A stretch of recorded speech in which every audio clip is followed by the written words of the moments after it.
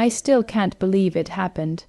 To this day, the memory sends shivers down my spine, and I have to ask you all, was I wrong for feeling what I felt? For doing what I did?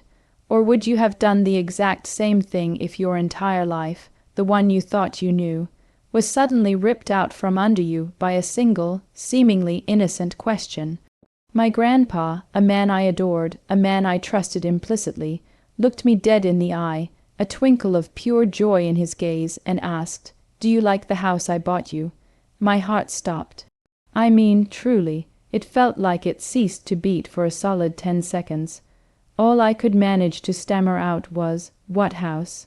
The smile on his face faltered, replaced by a look of utter confusion, and then, slowly, a dawning horror that mirrored my own. Tell me, would you have been able to process it any better? Let me take you back to the beginning, to a time before that question shattered my reality. I grew up in what I thought was a perfectly normal, albeit somewhat modest, family. There was my mom, Sarah, a vibrant and loving woman who worked tirelessly as a nurse.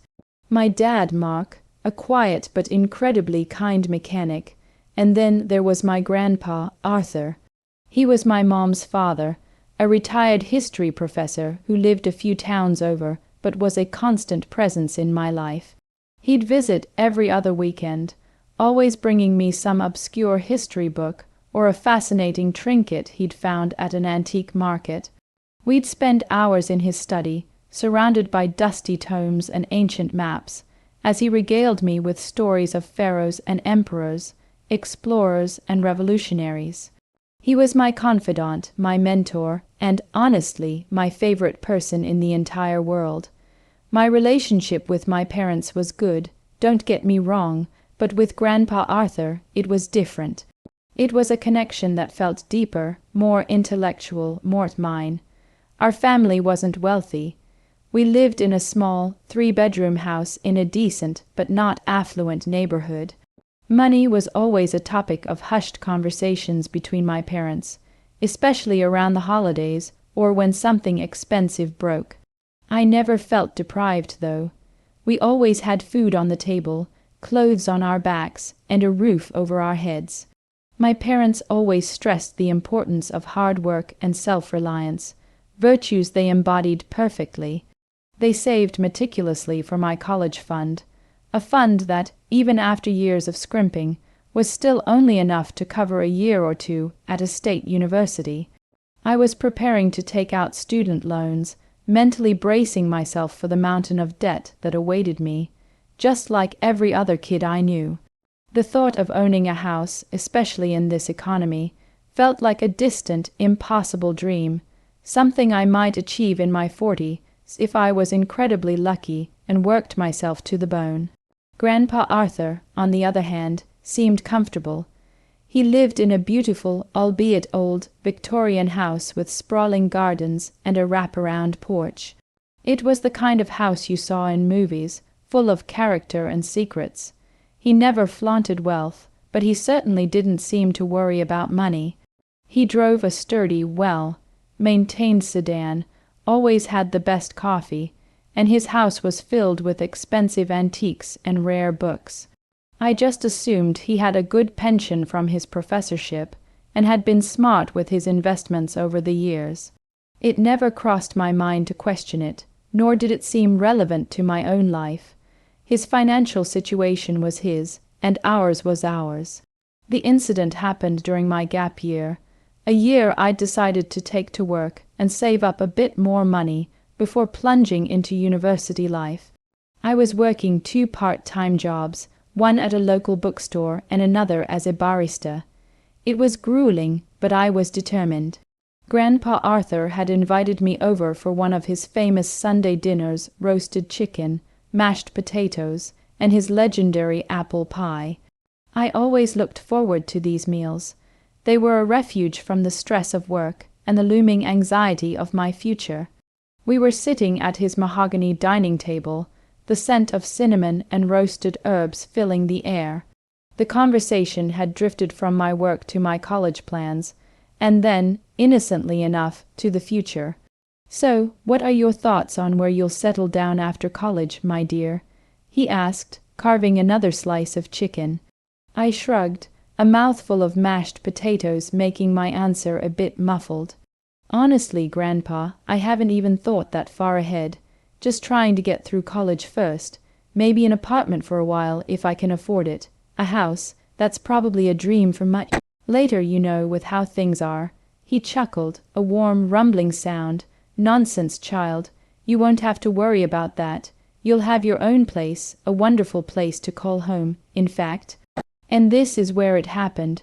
This is where my world tilted on its axis. "Do you like the house I bought you?" The fork clattered against my plate. My jaw must have dropped, literally. The silence that followed was deafening, punctuated only by the tick-tock of the antique grandfather clock in the hall. My grandpa was smiling, a genuine, loving smile, totally oblivious to the seismic shock he had just unleashed upon my entire being. "What house?" I managed to croak out, my voice barely a whisper. His smile vanished, his brow furrowed. "The house, darling, the one with the big oak tree in the front yard, a few blocks from your parents' place. The one we looked at online together last year, the one I secured for you, so you'd have a stable start after graduation." My mind was racing, trying to process his words. We had looked at houses online, yes. Many times. It was a fun game we played, dreaming about future homes, pointing out features we liked, imagining ourselves living there. It was always a fantasy, a what-if. Never, not once, did I think it was real. Never did he indicate he was actually buying *1. And a few blocks from my parents. The houses in that area were gorgeous, but they were also incredibly expensive, far beyond anything my parents, or even my working jobs, could ever afford. "Grandpa," I said, my voice trembling now, I don't understand. Are you joking? What are you talking about?" His face, usually so calm and kind, contorted with a mix of confusion and fear. He started to stammer, but your mother, Sarah, she told me you knew. She said you were thrilled. We've been planning the renovations, the furniture. She said you loved the idea of moving in next summer." That's when the other shoe dropped, not just for me, but for him too. His eyes widened, and a look of profound betrayal, confusion, and grief washed over his features. He knew, in that instant, that I had no idea what he was talking about. He knew I had been kept in the dark. And he knew, probably for the first time, that my mother, his daughter, had been lying to him. The ensuing conversation was fragmented, painful, and filled with tears, mostly mine. But I could see the glistening in his eyes too. He explained everything. About 5 years ago, he had quietly come into a significant sum of money, an inheritance from a distant relative he barely knew. He had always been prudent, and his first thought was to secure my future. He knew how much I wanted to go to college, how much I dreamed of having a stable home. He had decided to buy a house, put it in my name, and have it ready for me after I finished university. He had entrusted my mother, his only child, with the secret, asking her to involve me in the process, to let me pick out colors, furniture, to make it my dream home. He had been sending her money, hundreds of thousands of dollars, over the past 5 years for the down payment, the mortgage, the property taxes, the upkeep, and even some initial renovations. He showed me bank statements, property deeds, all addressed to my name. A beautiful 4-bedroom house with a decent-sized yard, less than a mile from my childhood home, was legally mine. And I knew nothing about it. My mother, Sarah, had intercepted everything, the deeds, the statements, the communication. She had been taking all of that money, meant for my future, meant for my house, and spending it. On what? I didn't know yet, but my blood ran cold with a fury I had never experienced. My own mother, my sweet, loving mom, she had stolen my future. She had stolen my grandpa's gift. She had stolen from me. The anger was so intense, so consuming, that I could barely breathe. The betrayal felt like a physical wound. Here I was, working 2 crappy jobs, stressing about student loans, sacrificing my youth to save every penny, while a fully paid for house sat empty, accumulating taxes that someone else was apparently paying, a house that was legally mine but stolen from my knowledge. My grandpa looked utterly devastated. He felt like he had failed me, and even worse, that his own daughter had committed such a heinous act. He kept apologizing over and over, his voice cracking, while I just sat there, numb, staring at the evidence of my mother's deceit. So that's the situation I was in, and I had to make a choice. What do you do when the person who gave birth to you, who raised you, who you loved and trusted, betrays you in the most fundamental way possible? Before I tell you what happened next, I want you to pause and comment below what you would have done in my shoes. Would you have confronted her gently? Would you have exploded? Would you have sought legal action immediately? Seriously, let me know what your first instinct would have been, because mine was a maelstrom of conflicting emotions. I went home that night, not to my parents' house, but to the house that was supposedly mine. My grandpa, still in a state of shock, had given me the spare key he kept, one he thought my mother had passed on to me. It was a beautiful house, just as he described, the big oak tree in the front yard, the charming porch, the bay windows. It looked well maintained, meaning my mother had been keeping up with it, at least externally. I walked through the empty rooms, touching the freshly painted walls, tracing the outline of the fireplace. Every step was a step deeper into the abyss of my mother's betrayal. This was my house, my future. And she had hidden it from me for years. I spent the night on the living room floor, staring at the ceiling, trying to piece together the shattered fragments of my life. The next morning, I drove to my parents' house, the very house I was raised in, the house that now felt like a cage of lies. My father was at work, thank God. I walked in, my heart pounding, my hands clammy. My mother was in the kitchen, humming a tune as she made herself coffee, completely oblivious. The sight of her, so normal, so serene, stoked the flames of my anger even higher. "Mom," I said, my voice dangerously calm, "we need to talk." She turned, a bright smile on her face. "Oh, honey, you're up early. Everything all right?" "No, Mom, everything is not all right," I replied, my voice starting to crack. "Where is the money, Mom? Where is the house?" Her smile vanished, her eyes darted away, a flicker of panic entering them. "What are you talking about, sweetie? What money? What house? Don't play dumb with me, Mom," I said, my voice rising. "Grandpa Arthur told me everything, the house he bought me, the money he's been sending for years. Where is it all, Sarah?" She visibly flinched when I used her first name. The color drained from her face. She started to stammer, trying to formulate an excuse, a lie, but no words came out. The jig was up. "He showed me the deeds, Mom, the bank statements, everything. It's all in my name. How could you steal from me, from your own daughter, from your own father?" The questions poured out, fueled by years of unspoken resentment and this sudden, devastating revelation. She burst into tears, collapsing onto a kitchen chair. "I'm so sorry, sweetie.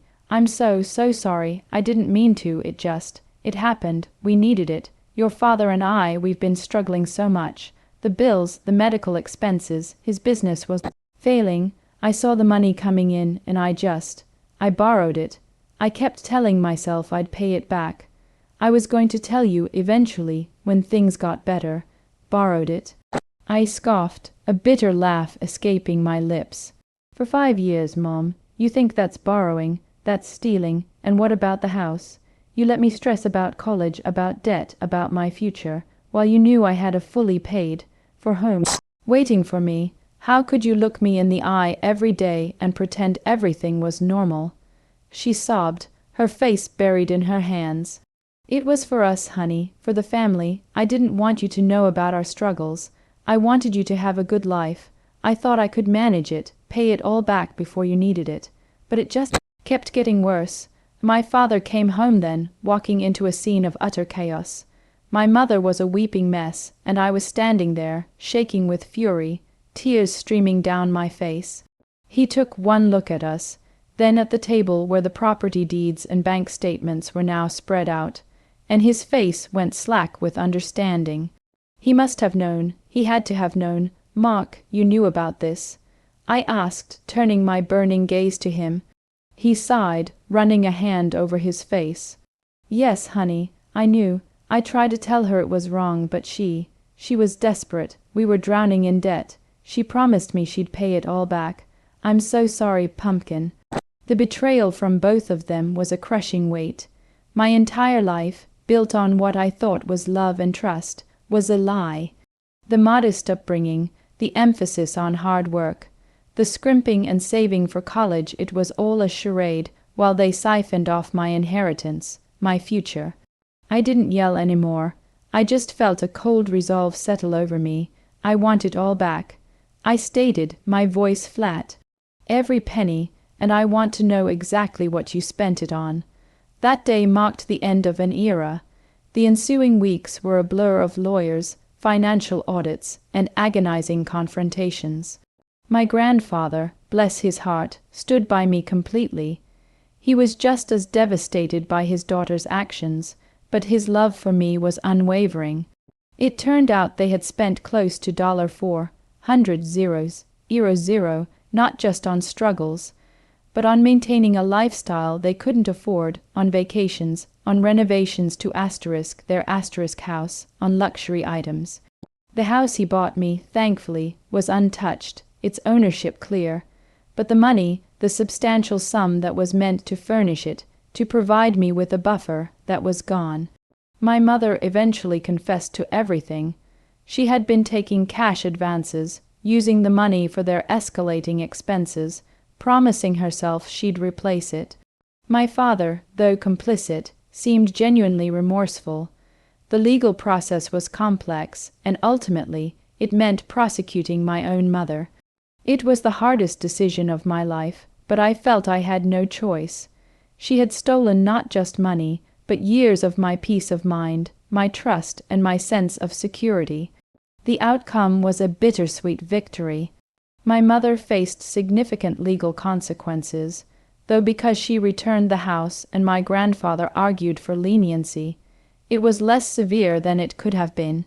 My parents were forced to sell their house, the one I grew up in, to start paying back the money they stole. My father lost his business. Their lives, as they knew them, were shattered. My relationship with them, understandably, is irrevocably broken. I visit my father occasionally, but with my mother, the trust is gone. The wound is too deep.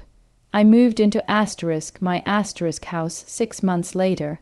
It was empty at first, a silent testament to the storm I had weathered. But slowly, with the help of my grandpa, I began to furnish it, to make it a home. He's been my rock through all of this. He helped me find furniture, decorate, and turn this house, which started as a symbol of betrayal, into a sanctuary of hope and new beginnings. I'm attending college now, my tuition paid for by selling off some of the more valuable items my parents had acquired with the stolen money. I'm working hard, not because I have to, but because I want to build something for myself, something truly mine, without the shadow of deceit looming over it. This whole experience has taught me so much about trust, about family, and about standing up for yourself. It was painful, it was devastating, but in the end I reclaimed what was mine. My grandpa's gift, intended to secure my future, still serves its purpose, just in a way none of us could have ever predicted. It came with a heavy price, the loss of my innocence and the shattering of my family, but it also forced me to grow up, to understand the true value of integrity, and to fight for what I deserve. So, that's my story. It's been a wild, heartbreaking, and ultimately transformative journey. I hope it resonated with some of you. Like this video if you were on my side, subscribe for more stories like this, and please, share your final thoughts on this whole mess in the comments section below. I'd love to hear your perspectives. I'll see you all in the next story.